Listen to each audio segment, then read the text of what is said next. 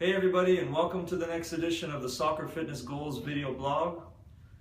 It's the end of October, and if you're a college or university soccer player in Canada or the United States, that means you're getting ready for the playoffs and potentially the national championships. What that means for college soccer players is that you go from a busy time of year where you may be playing 1 to 2 or possibly even 3 90-minute games a week into the playoffs and the national championship tournaments where you may end up playing 1 game a day for 3 to 6 days in a row. So what we're going to talk about today is the reason that playing so many games with so little recovery time in between in college soccer is such a problem, and what can potentially be done to solve this problem.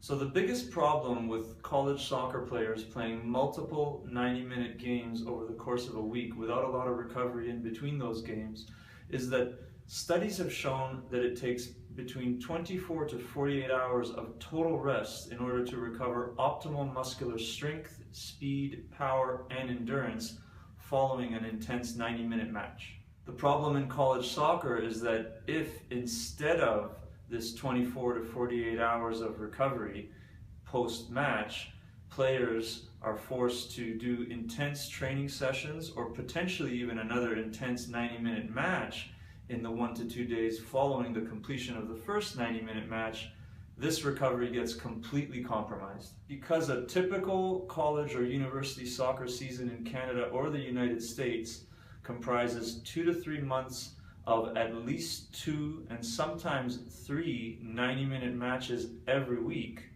it is literally impossible for players to optimally recover in between matches throughout the season. The end result of these college and university competitive seasons with multiple games every week is that players will go through the majority of the season in an overtrained state, which limits their physical performance and also makes them much more susceptible to injury. Now, I have a lot of personal experience with the overtraining and fatigue of a typical university or college soccer season. I experienced it first as a player for 5 years, and then more recently as a coach and fitness coach with several different university teams, including most recently with the 2014 University of Ontario Institute of Technology Ridgebacks women's varsity soccer team that placed 3rd in Ontario and qualified for the 2014 CIS Women's National Championships. But don't just take it from me.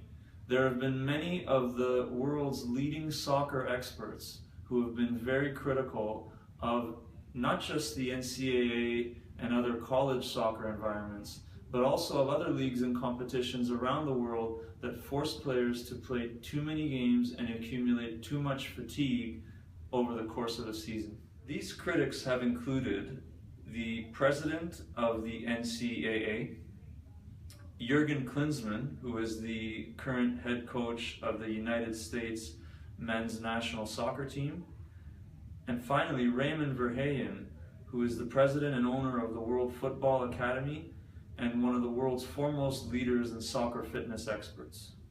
So the solution to the accumulation of fatigue in college and university soccer players is actually pretty simple. Lengthen the competitive season and limit the number of games to no more than 1 90-minute match per team per week. If the league's governing bodies are truly intent on maximizing the development of their young players, then they will listen to the experts and the critics and make these changes. So thanks for watching this edition of the Soccer Fitness Goals video blog. I hope you enjoyed it. And as always, for more information, visit www.soccerfitness.ca or www.soccerfitnessgoals.com.